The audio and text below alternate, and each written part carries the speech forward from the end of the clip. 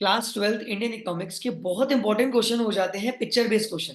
जी हाँ दोस्तों, हर पेपर के अंदर आप लोगों को देखेंगे कि एक पिक्चर बेस्ड क्वेश्चन आ रहा है। तो मैंने आप लोगों के लिए सारी पिक्चर बेस्ड एनसीईआरटी से उठा के पास्ट ईयर पेपर में से देख के सैंपल पेपर से उठा के एक जगह कर दिए ताकि हम उसको सॉल्व कर सके। तो ज्यादा बातें नहीं करेंगे, वो क्वेश्चन सॉल्व करेंगे जो हमारे एग्जाम में आने वाले हैं। तो चलते हैं उन क्वेश्चंस की तरफ।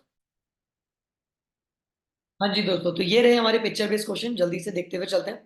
क्वेश्चन नंबर 1 में बोल रहा है interpret the given picture on account of current environment challenges. तो आपको पता है कि करंट इन्वायरमेंट चैलेंजेस बहुत सारे हैं। तो आपको दिख रहा होगा कि ऊपर जो हमारे ग्लेशियर्स दे रखे हैं, जो हम लोगों को ग्लेशियर्स दे रखे हैं, वो पिघल पिघल के पानी बनते जा रहे हैं और नीचे तक जहां पे हम लोग रह रहे हैं वहां तक आ रहे हैं। तो ये रीजन क्या हो जाता है? Global warming. तो इस क्वेश्चन में आपको ग्लोबल वार्मिंग को एक्सप्लेन करना है, आपको आपके मार्क्स मिल जाएंगे। आते हैं क्वेश्चन नंबर 2 के अंदर। आप लोग देख सकते हो क्वेश्चन नंबर 2 के अंदर आप लोगों को दे रखा है कि, देखो मैं बड़ा कर देता हूं आप लोगों के लिए।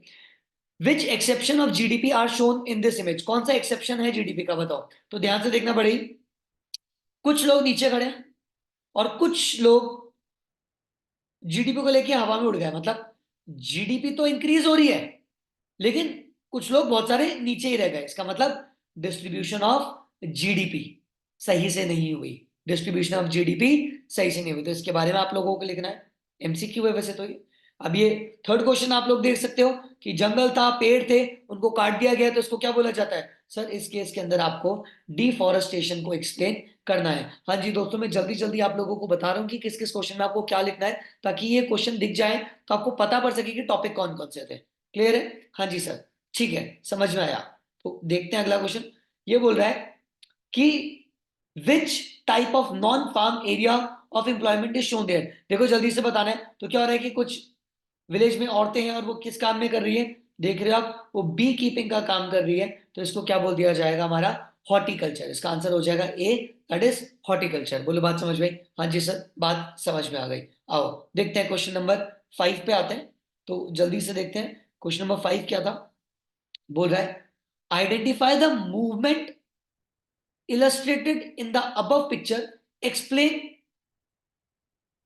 The movement along focusing on the aim of this movement. क्यों आया था, कैसे आया था? तो पहले बताओ क्या हो रहा है। पेड़ है, उसके चारों तरफ लोग आ गए थे, तो कौन सा था? सर ये था चिपको मूवमेंट। कौन सा था? चिपको आंदोलन, चिपको मूवमेंट। इसी के जैसा एक और हुआ था, एपिको मूवमेंट। कौन सा हुआ था? एपिको। तो इसका भी नाम आप याद रखना, एपिको मूवमेंट। बोलो क्लियर है? हाँ जी सर। आओ क्वेश्चन नंबर 6 में। अब ये क्वेश्चन नंबर 6 क्या बोल रहा है, देखो बड़ी ध्यान से देखना। क्वेश्चन नंबर 6 हमें बोल रहा है कि interpret the given picture on account of education to the farmer and its impact on the productivity. ठीक है, देखो ध्यान से देखो। With equal size of land how it is that yield is more than mine.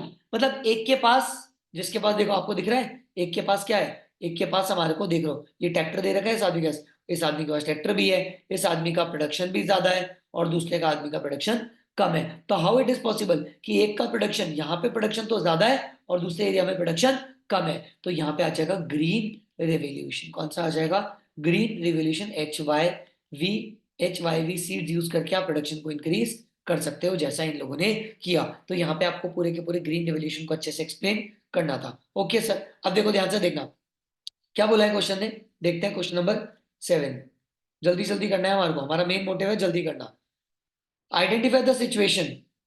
Image में जो दे रखी है, फॉर्मल सेक्टर से लोग कहां पे जा रहे हैं? सर फॉर्मल सेक्टर से लोग, फॉर्मल सेक्टर वो होते हैं जहां पे सरकारी होते हैं, गवर्नमेंट के होते हैं, जहां पे 10 और मोर पीपल आर एम्प्लॉयड। जो सिक्योर्ड होता है ये गवर्नमेंट वाले होते हैं। सरकारी जॉब से लोग अब कहां जा रहे हैं? सर लोग जा रहे हैं इनफॉर्मल में, खासकर सेल्फ एम्प्लॉयमेंट में लोग ज्यादा जाते जा रहे हैं। तो इसको बोला जाता है, सिंपली है तो बहुत ही आसान सा था, इनफॉर्मलाइजेशन हो जाता है। इसको क्या बोला जाता है? This is the process of informalisation, जहां पे लोग फॉर्मल सेक्टर को छोड़ के इनफॉर्मल सेक्टर की तरफ जा रहे हैं। बोलो क्लियर है? हाँ जी सर। आओ, ये तो मैं नहीं बताऊं तो भी तुम कर लोगे, इसमें तो क्या ही है। सर ये तो हमारे को पता है, दिस इज डिमोनेटाइजेशन। मुझे बताओ, कमेंट में बताना डिमोनेटाइजेशन क्यों आया था, क्या रीजन थे। तो एक तो मैं बता देता हूँ, पेपरलेस इकोनॉमी, कैशलेस इकोनॉमी जिसको तुम बोलते हो, और to curb black money, black money को हटाना, इसलिए आया था। बाकी दो रीजन तुम मुझे बताओ, अगर तुम्हें पता है तो मैं वेट करूंगा तुम्हारा।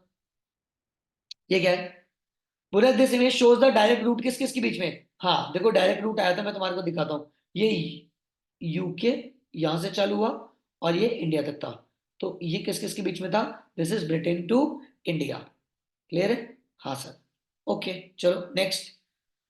How human capital formation cause innovation, कैसे ह्यूमन कैपिटल फॉर्मेशन करता है इनोवेशन। तो बस आपको यही बताने हैं उसके एडवांटेजेस क्या होते हैं भैया। Development of science and technology, human capital formation के एडवांटेजेस में आता है development of science and technology. लोग ज्यादा से ज्यादा इलिटरेट होंगे, मतलब ज्यादा से ज्यादा इलिटरेट होंगे तो ज्यादा से ज्यादा साइंस एंड टेक्नोलॉजी का डेवलपमेंट होगा। बोलो क्लियर है। हाँ जी सर। आ जाओ नेक्स्ट क्वेश्चन।